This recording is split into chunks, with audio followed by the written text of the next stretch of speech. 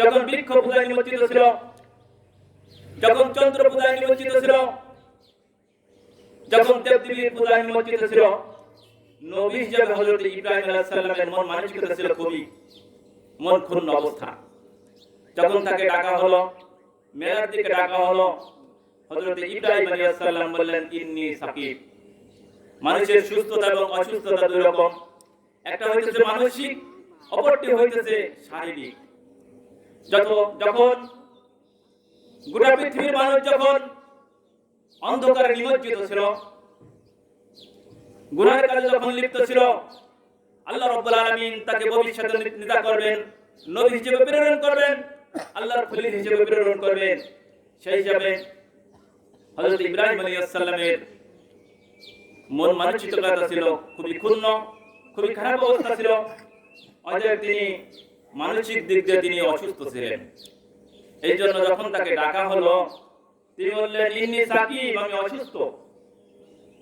সম্মানিত হাজিরিন, প্রথম নম্বর পরীক্ষা ছিল যখন হযরতে ইব্রাহিম আলাইহিস সালাম ছোট বালক, যখন মানুষ যখন খারাপ কাজের দিকে যখন অগ্রসর হতে চলল, হযরতে ইব্রাহিম আলাইহিস সালাম তখন চিন্তা করলেন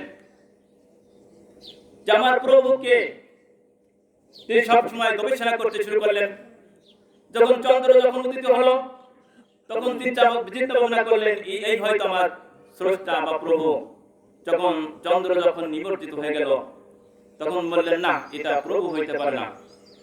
সূর্য যখন উদিত হইল, তখন চিন্তা ভাবনা করলেন এই মনে হয় আমার প্রভু। যখন সেটাও নিবর্তিত হয়ে গেল, তখন বললেন আমার প্রভু, এটাও হইতে পারে না। এইভাবে করে যখন হযরতে ইব্রাহিম আলাইহিস সালামের বুঝ এসে গেল যে একমাত্র অবশ্যই স্রষ্টা আমার আছে, হযরত ইব্রাহিম আলাইহিস সালাম ঘোষণা করলেন ইন্নী ওয়াজ্জাহাতু ওয়াজহিয়া লিল্লাযী ফাতারাস সামাওয়াতি ওয়াল আরদ হানিফা ওয়া মা আনা মিনাল মুশরিকিন। হযরত ইব্রাহিম আলাইহিস সালাম ঘোষণা করলেন সেই প্রভু, সেই মহান স্রষ্টা, সেই মহান স্রষ্টার দিকে আমি আমার চেহারাকে সমুন্নত করে দিলাম, আমি নত করে দিলাম। সম্মানিত হাজিরিন, আপনারা জানেন যখন ইব্রাহিম আলাইহিস সালাম মূর্তিগুলোকে যখন ভেঙে চুরমার করে দেওয়া হলো, যখন মেলা থেকে যখন লিডাররা এসে যখন দেখে যে আমাদের দেবদেবী, আমাদের প্রভু ভেঙে চুরমার করে দেওয়া হয়েছে, ইব্রাহিম আলাইহিস সালামকে প্রশ্ন করা হলো কে এই কাজ করেছে। কিন্তু একটা মূর্তিকে কিন্তু কি করা হয়েছিল, তার ঘাড়ের উপর উঠান রেখে দেওয়া হয়েছিল। হযরত ইব্রাহিমকে যখন বলা হলো এই কাজ কে করেছে, ইব্রাহিম বলল যে এটা করছে কে, ওই যে যেটা আছে দাঁড়িয়ে আছে ওর কাছে জিজ্ঞাসা করো। তখন তারা বলল যে ও তো কথা বলতে পারে না, তো কে কি বলবে। তিনি বললেন যেটা কথা বলতে পারে না তার ইবাদত করবো, তার পূজা করবো, তার উপর কাছে নত হবো কেন। মানুষের বুঝতে আর বাকি থাকলো না যে কাজ কে করেছে। সম্মানিত হাজির, অনেক কাহিনী, ওদিকে যাইব না, সময় সংক্ষিপ্ত।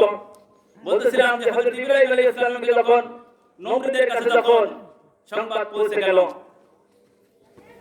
প্রশাসনের মাধ্যমে হযরত ইব্রাহিম আলাইহিস সালামকে নির্দিষ্ট স্থানে নিয়ে যাওয়া হলো। নিয়ে যাওয়ার পরে যখন এর শাস্তি কি হবে, এর শাস্তি এমন শাস্তি হবে যে শাস্তি পৃথিবীতে আর কাউকে দেওয়া হয় নাই। অগ্নিকুণ্ড তৈরি করা হলো, অগ্নিকুণ্ড তৈরি করে হযরত ইব্রাহিম আলাইহিস সালামকে অগ্নিকুণ্ডের ভিতর দেওয়ার জন্য প্রস্তুতি গ্রহণ করলো।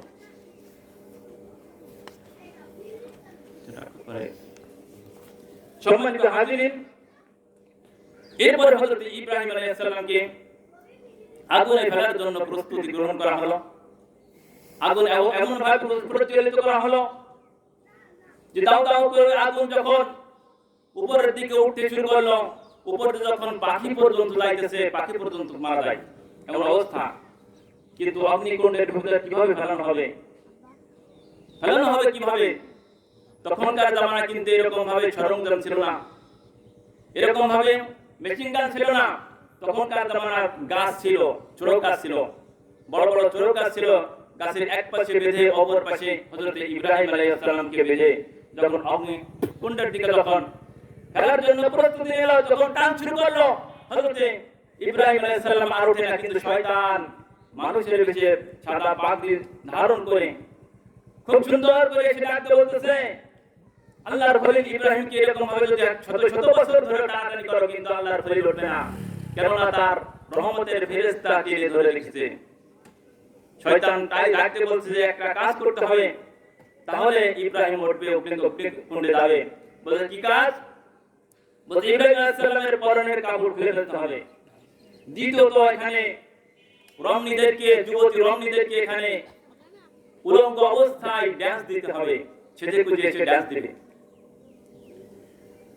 সবকিছু করা হলো, সবকিছু পাওয়া গেল, রমণীদেরকেও পাওয়া গেল, কিন্তু ইব্রাহিমের পরনের কাপড় কে খুলবে? সম্মানিত হাজিরিন, হযরত ইব্রাহিম আলাইহিস সালামের পিতা এসে ডাকতে বলতেছেন যে পিতা হিসেবে সন্তানের পরনের কাপড় খুলবো, এটা কোনো ব্যাপার নয়, আপনি অর্ডার করুন হুজুর, আমি এই কাজ করতেছি। সঙ্গে সঙ্গে হযরত ইব্রাহিম আলাইহিস সালাম ডাকতে বললেন, বাবা, হাজার হাজার মানুষের সম্মুখে আমাকে বেইজ্জতি করেন না। কিন্তু তার পিতা শোনে না। যখন পায়জামার রশি ধরে যখন টান শুরু করছে, সঙ্গে সঙ্গে আল্লাহ রাব্বুল আলামিন ঘোষণা করলেন, ও জিবরাইল, আর দেরি করো না, জান্নাত থেকে পোশাক নিয়ে আসো। আমার খলিলের একটি অঙ্গ প্রত্যঙ্গ যেন এই বেঈমান নাস্তিকরা দেখতে না পারে। এবার যে যখন রমণীরা যখন ড্যান্স শুরু করে দিল, হযরত ইব্রাহিম আলাইহিস সালামের কাপড় যখন টানা শুরু করে দিল,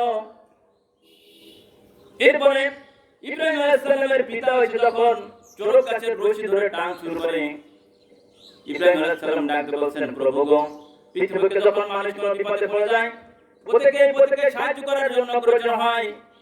আমি দেখতে পাচ্ছি সকলেই আমার দুশমন, এমনকি দেখতে পারলাম আমার পিতা পর্যন্ত এসে টান শুরু করছে। আমি ইব্রাহিম যদি আগুনে পুড়ে জ্বলে পুড়ে ছারখার হয়ে যায়। রব্বুল আলামিন যে পৃথিবীতে আমার পিতা পর্যন্ত আমার দুশমন হতে পারলো, রব্বুল আলামিন আপনার কাছে শপথ করলাম, আপনি ছাড়া বাঁচাবার মতো আর আমার আর কেউ নাই। তাফসীরে এসেছে, জিবরাইল আলাইহিস সালাম এসে ইব্রাহিমকে ডাকতে বলছে, ইব্রাহিম তুমি আমার কাছে সাহায্য চাও, আমি তোমাকে সাহায্য করব। ইব্রাহিম ডাকতে বলছেন, আমি কেন সাহায্য করব? যে মালিক আমাকে সৃষ্টি করেছেন, সে মালিক কি আমাকে দেখছেন না? সঙ্গে সঙ্গে আল্লাহ রাব্বুল আলামিন যখন উলঙ্গ অবস্থার দিকে যখন অগ্রসর হয়, আল্লাহ রাব্বুল আলামিন সঙ্গে সঙ্গে আগুনকে নুসি জ্বালাই দিলেন। আগুনের ভিতরে যখন ইব্রাহিম আলাইহিস সালাম যখন অগ্নিকুণ্ডের দিকে যখন অগ্রসর হয়, আল্লাহর রহমতের ফেরেশতা যখন উঠে চলে যায়, সঙ্গে সঙ্গে ইব্রাহিম আলাইহিস সালাম অগ্নিকুণ্ডের দিকে ধাবিত হয়। আল্লাহ রাব্বুল আলামিন ঘোষণা করলেন, ইয়া নারু কুনি বারদাও ওয়া সালামান আলা ইব্রাহিম, আগুন রে আমার ইব্রাহিমের জন্য শান্তি লাগাও, ঠান্ডা হয়ে যাও, বলেন সুবহানাল্লাহ। সম্মানিত হাজিরিন, আগুনের ভিতর চলে যখন ধাবিত হয়ে হযরত ইব্রাহিম আলাইহিস সালাম কলেমা শরীফ পাঠ করতেছেন, লা ইলাহা ইল্লাল্লাহু মুহাম্মাদুর রাসূলুল্লাহ, যখন পাঠ করতেছে আগুনের ভিতর গোটা আগুনটা ফুলের বাগিচা হয়ে গেল। সঙ্গে সঙ্গে যখন হাতের উপর থেকে নাম্বার আছে, নমরুদ যখন ডাকতে বলতেছে, ও আগুন তোর না খাসলা জ্বালিয়ে পুড়ে দেওয়া, আমার দুশমন তাকে জ্বালিয়ে পুড়ে ছারখার করে দাও। আগুন থেকে মানুষের মতো সুপরিচিত নোটিশ এসে গেল। আগুন ডাকতে বলছে, ও নমরুদ, মোটা গলায় কথা বলো না, তুমি প্রমাণ করতে চাও আমার তেজ আছে কিনা? প্রমাণ যদি করতে চাও কাছে এসে দেখো, তুমি সহ গোটা দুনিয়াটাকে আমি জ্বালাই পুরাই ছারখার করে দিতে পারি, কিন্তু আল্লাহর খলিলের একটি পশম আমার জ্বালার ক্ষমতা নাই, বলেন সুবহানাল্লাহ। সম্মানিত হাজিরিন, প্রথম নম্বর পরীক্ষা হলো যে ইব্রাহিম আলাইহিস সালাম পাস করে গেলেন। দ্বিতীয় নম্বর পরীক্ষা ছিল হযরত ইব্রাহিম আলাইহিস সালামকে যেহেতু আল্লাহর নবী, এর কোনো সন্তান-সন্ততি নাই, আল্লাহর কাছে দোয়া করলেন, আল্লাহ আমার কোনো সন্তান-সন্ততি নাই, আপনি আমাকে এমন একটা সন্তান দান করবেন যে সন্তান বংশের বাতি জ্বালায় রাখবেন। আল্লাহ রাব্বুল আলামিন নবীর দোয়া কবুল করলেন।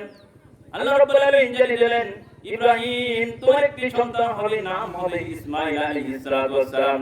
পরীক্ষা আবার শুরু হয়ে গেল। বাচ্চা যখন ছোট তখন আল্লাহ রাব্বুল আলামিন হুকুম করলেন, ইব্রাহিম তোমার বাচ্চা এবং বিবিকে কাবা ঘরের একটি অঙ্গিনে একটা স্থান দেখাই দিলেন, সাফা মারওয়ার নিকটবর্তী একটা স্থান দেখাই দিলেন। তখন কিন্তু কাবা ঘর তৈরি হয় নাই, মরুভূমির হয়ে বুকে দেখাই দিলেন যে ওখানে তাকে রেখে আসো।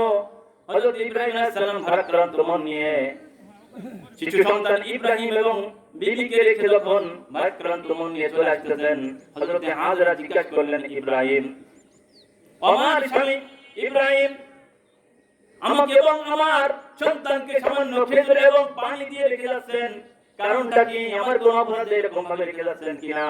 হযরত ইব্রাহিম আলাইহিস সালাম জবাব দেন না। একবার দুইবার তিনবার যখন প্রশ্ন করলেন, হযরত ইব্রাহিম আলাইহিস সালাম উপরের দিকে আঙ্গুল উঁচু করে কি জন্য বললেন? হযরত হাজরা বুঝতে পারলেন আমার কোন অপরাধে এরকম ভাবে ফেলে দেওয়ার কথা নয়, তিনি আল্লাহর নবী, অবশ্যই আল্লাহ রাব্বুল আলামিনের পক্ষ থেকে কোন আদেশ বাণী হয়েছে। ডাক দেওয়া হয়েছে, ইব্রাহিম খুশি মনে বাড়ি ফিরে যাও। আমি সেই আল্লাহর উপরে তোলা ভরসা রাখি যে আল্লাহ রাব্বুল আলামিন আমাকে এবং আমার বাচ্চাকে না খায় মেরে ফেলবেন না। বলেন সুবহানাল্লাহ। সম্মানিত হাজিরিন, দ্বিতীয় নম্বর পরীক্ষা ছিল হযরত হাজরার যখন ওই খেজুর এবং পানি যখন শেষ হয়ে গেল, পানির তৃষ্ণায় যখন সন্তান চিৎকার করতে শুরু করলো, হযরত ইব্রাহিম আলাইহিস সালাম হযরত হাজরা তখন পানির জন্য সাফা থেকে মারওয়া থেকে সাফা পাহাড় বেশি একটা দূরের কথা নাই। তখন তিনি চিন্তা করলেন যে পানি কোথায় পাই। তিনি দৌড় শুরু করলেন, ধু করতেছেন, মনে করতেছেন যে হয়তো সাফা পাহাড়ে পানি আছে। ওখানে এসে দেখে পানি নাই। আবার সন্তানের কাছে আসলেন, ওখানে এসে দেখে সন্তান জীবিত আছে কি মারা গেছে। আজকে দেখে জীবিত আছে, কিন্তু ওখান থেকে আবার মারওয়া পাহাড়ে দৌড় দিলেন। এইভাবে করে 7 বার দৌড় দিলেন। আল্লাহ রাব্বুল আলামিন এই দৌড়টাকে ওয়াজিব করে দিয়েছেন হাজীদের জন্য। বলেন সুবহানাল্লাহ। এরকম ভাবে দৌড় যখন শুরু করছেন, ফেরেশতারা তাকিয়ে আছে। আল্লাহ রাব্বুল আলামিন হযরত জিবরাইল আলাইহিস সালামকে ডাকতে বললেন, ও জিবরাইল, আর দেরি করো না, মা হিসেবে সন্তানের জন্য ব্যাকুল হয়ে গেছে, অতএব এই দৃশ্য চোখে সহ্য হয় না। ডাকতে বললেন, ও জিবরাইল, হযরত ইসমাঈল আলাইহিস সালামের পায়ে আঘাত যেখানে লাগছে, ওখানে আঘাত দিয়ে একটা ঝর্ণা প্রবাহিত করে দাও। বলেন সুবহানাল্লাহ। হযরত মা হাজরা তখন ইসমাইল কি অবস্থা আছে দেখতে এসে দেখেন যে পায়ের আঘাতে চিনচিন করে ওখান থেকে পানির ঝর্ণাগুলো প্রবাহিত হইতেছে। মা হাজরা তখন 4 পায়ে দিয়ে বেড়ি দিয়ে পাথরগুলো বেঁধে দিলেন এবং বললেন, জাম জাম। আরবিতে বলা হয় জাম জাম, বাংলায় বলা হয় থাম থাম, অর্থাৎ থেমে যা। এভাবে করে 4 পায়ে দিয়ে বেড়ি করে দিলেন। এখনো পর্যন্ত আল্লাহ রাব্বুল আলামিন কি করলেন? সেখান থেকে যখন সওদাগর এবং ব্যবসায়ীরা যখন ওই পথ দিয়ে আসা যাওয়া করত, পানির মালিক মনে করে হাজমা হাজরাকে টাকা পয়সা দিতে শুরু করলেন। আল্লাহ রাব্বুল আলামিন খাদ্যের ব্যবস্থা করে দিলেন। দ্বিতীয় নম্বর পরীক্ষাও পাস করে গেলেন। তৃতীয় নম্বর